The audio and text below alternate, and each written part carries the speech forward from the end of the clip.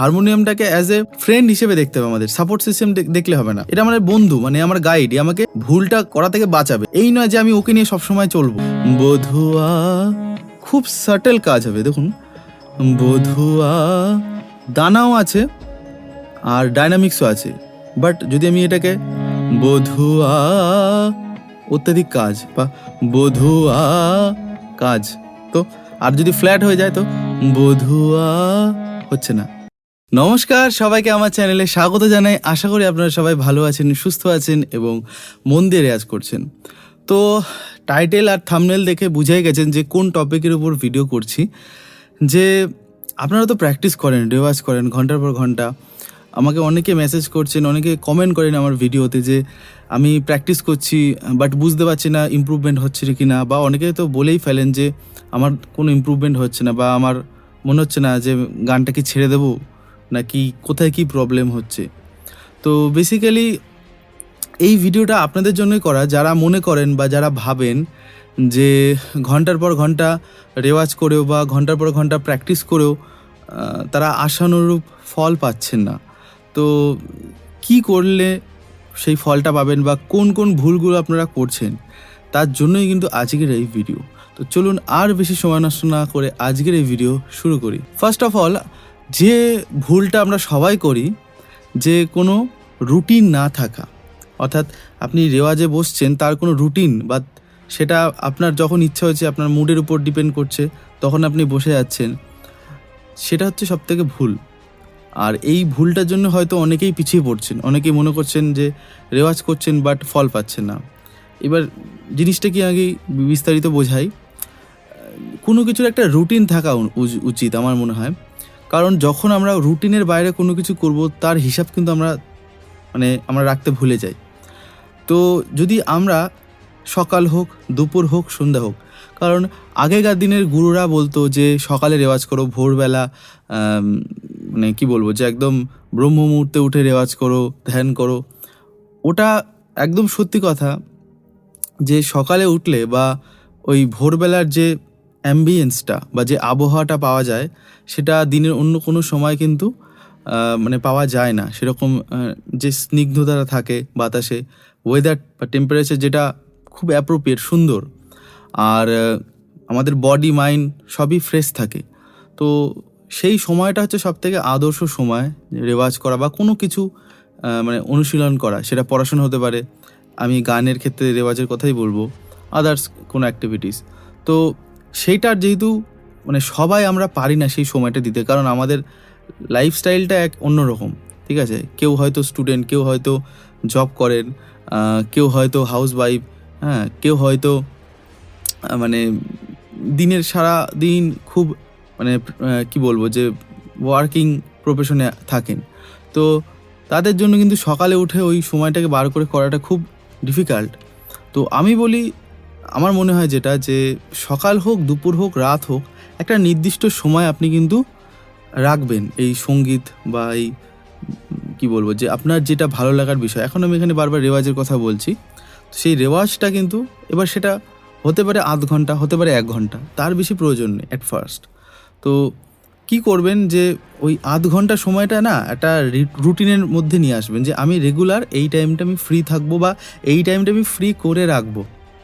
সঙ্গীতটাকে আমি ভালোবাসি, আমার প্যাশন, তো তার জন্য কিছুটা সময় তো দিতেই হবে। আমরা অনেক সময় ডুম স্ক্রলিং করি। ডুম স্ক্রলিং মানে কি, যারা সোশ্যাল মিডিয়া ইউজ করেন, অনবরত একটার পর একটা কন্টেন্ট দেখেই যান, ভিডিও দেখেই যান, বাট কাজের কাজ কিছু হয় না। আর হঠাৎ করে ঘড়ির দিকে চোখ পড়লে চক্ষু চরক গাছ হয়ে যায়, যে এতটা বেঁচে গেল, সময় কতটা চলে গেল আর কি।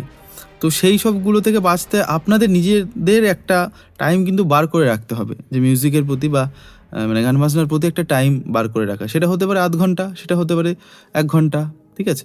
তো সেই রুটিনটা আপনি ঠিক করবেন, আমি ঠিক করবো না। আমি বলছি যে সবথেকে অ্যাপ্রোপ্রিয়েট সময় হচ্ছে সকাল 6টা থেকে 9টার ভেতরে, এই টাইমটা। হ্যাঁ, এবার এই সময় যদি অনেকের নাও হতে পারে, তো তখন কি করবে, তারা পরে চেষ্টা করবে। অনেক হাউস ওয়াইফরা আমার কাছে ক্লাস করে, তো তারা বলে যে সকালবেলা তাদের সকাল প্রচণ্ড সাংসারিক যে কাজগুলো হয়, সেই কাজগুলো করতেই সময় চলে যায়। তো আমি তাদেরকে বলি, তাহলে তারপরে একটু ফ্রি হয়ে আপনারা করুন, ঠিক আছে। তো এই হচ্ছে ব্যাপার, যে রুটিনটা আপনাদের কিন্তু একটা টাইম রাখতে হবে রেওয়াজের জন্য। আচ্ছা, এবার আসি পরের পয়েন্টে। এই বিষয়টা হচ্ছে যে আপনারা যেটা রেওয়াজ করেন সেটা না বুঝে করা। মানে ধরুন আপনি কোনো একটা পাল্টা, কোনো একটা সরগম, কোনো একটা তান, কোনো একটা বন্দিশ, কোনো একটা গান রেওয়াজ করছেন বা গাইছেন বা প্র্যাকটিস করছেন, অভ্যাস করছেন, বাট সেটা না বুঝে গাওয়া। এখন আমি এক্ষেত্রে রেওয়াজের কথা বলছি। ধরুন আমি একটা এক্সাম্পল দিচ্ছি, যে কোনো একটা পাল্টা ধরুন আপনি নিচ্ছেন, সারে গা গা রে সারে গা মা মা গা রে গা মা বাবা মা গা, এই ধরুন এই প্যাটার্নটা করছেন। তো ফার্স্ট যে কোনো একটা পাল্টা আপনারা যখন করবেন, চেষ্টা করবেন তার প্যাটার্নটা নিজে থেকে বানানো, ঠিক আছে? এই নয় যে আমি সামনে খাতা খোলা আমি ওই পাল্টা অলঙ্কারগুলো দেখে দেখে গাইছি। অনেকেই এই ভুলটা করেন। আমি প্রথম থেকেই দেখি, একদম প্রথমে তো দেখতেই হবে কী জিনিসটা সেটা বোঝার জন্য, বাট সেটা যখন রুটিনে চলে আসবে, ধরুন একটা পাল্টা শিখেছেন বা একটা সরগম আপনি শিখেছেন, অনেক দিন হয়ে গেল, অনেক মাস হয়ে গেল, তো তখন কি আপনার উচিত কি সেটাকে মেমোরাইজ করা বা সেই প্যাটার্নটাকে মেমোরাইজ করা।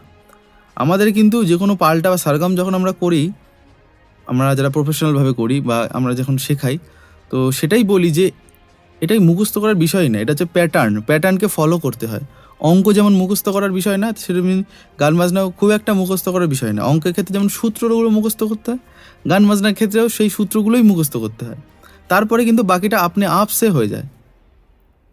তো প্যাটার্ন বা যে কোনো সরগম পাল্টা যখন আপনারা তান প্র্যাকটিস করবেন বা বন্দিশ, সেগুলো বুঝে প্র্যাকটিস করবেন যে কী করছেন। আচ্ছা, এরপরে একটা বিষয় ম্যাটার করে, যেটা হচ্ছে রেওয়াজের কোয়ালিটি।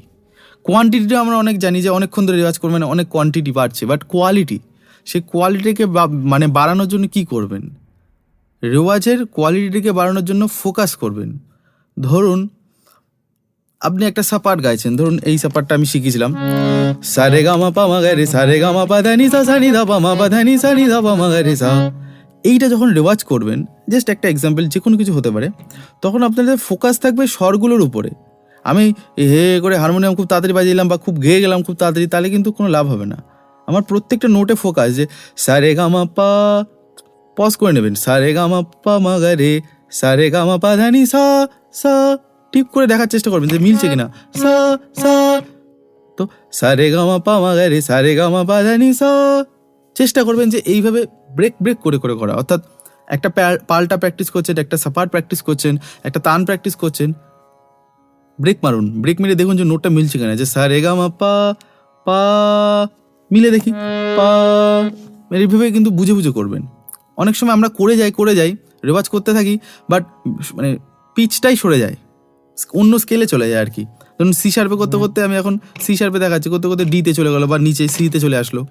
এটা আমি অনেক আমার স্টুডেন্টের দেখেছি। তো ওই মানে রাস্তাটা ঠিক ধরে সা, এরপরে করতে করতে ডেভিয়েশন হয়ে যায়, মানে অন্যদিকে অন্য পাথে চলে যায়। তো এইটা করার জন্য কি একদম ফোকাস করতে হবে, তান পুরা চালাতে হবে। আর যারা বিগিনার তারা হারমোনিয়াম বাজিয়ে করবে, বাট হারমোনিয়ামটাকে অ্যাজ এ ফ্রেন্ড হিসেবে দেখতে হবে। আমাদের সাপোর্ট সিস্টেম দেখলে হবে না, এটা আমার বন্ধু, মানে আমার গাইড, আমাকে ভুলটা করা থেকে বাঁচাবে।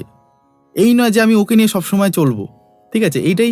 আর আমার হারমোনিয়াম নিয়ে বসার এখানে একটাই কারণ, যে আপনাদের অনেকে শুনে বুঝতে পারে না, তো তাই জন্য আমার ফিঙ্গারিং দেখে বা আমার সরগম স্টাইলটা দেখে আপনারা করতে পারেন। বাট আমি যখন রেওয়াজ করি, আমি কিন্তু হারমোনিয়াম ধরি না, হারমোনিয়ামটা আমার সামনে অবশ্যই থাকে চেক করার জন্য, আমার গাইড, আমি বারবার বলি না।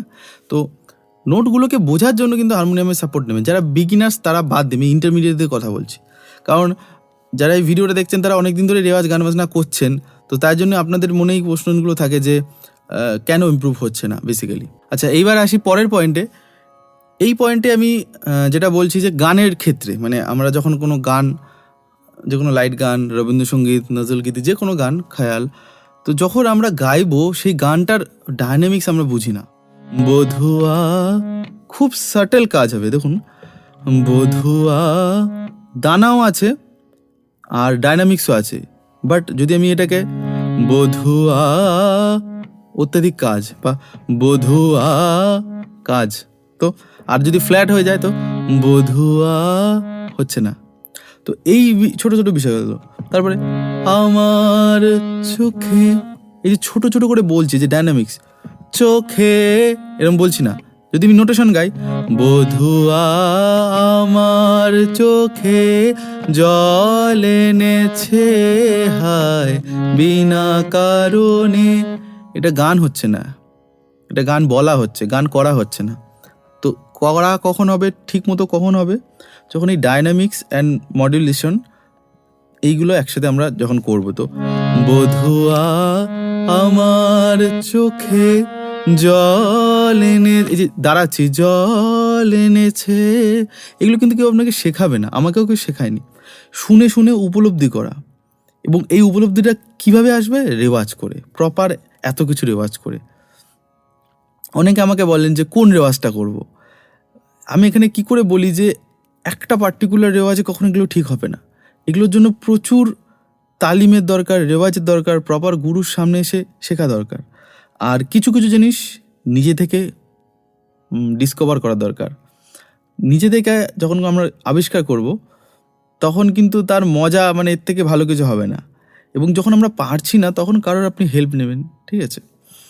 আর এক্ষেত্রে আমি কিন্তু অনলাইন অফলাইন দুটোই ক্লাস করে। আপনারা এই নাম্বারে কল বা হোয়াটসঅ্যাপ করতে পারেন যদি আমার কাছে পার্সোনালি বা গ্রুপে গান শিখতে চান। আমি দুভাবেই কিন্তু শেখাই। দমদমের নাগের বাজারে আমার ক্লাস হয় প্রতি শনিবার করে, দুপুর থেকে রাত অবধি। তো এই নাম্বারে আপনারা কল বা হোয়াটসঅ্যাপ করে ডিটেলসটা জেনে নেবেন। আর আমি অনলাইনেও ক্লাস করাই, তো এই নাম্বারে আপনারা যোগাযোগ করে নেবেন। তো সবাই ভালো থাকবেন, সুস্থ থাকবেন এবং মন দিয়ে রেয়াজ করুন। ধন্যবাদ।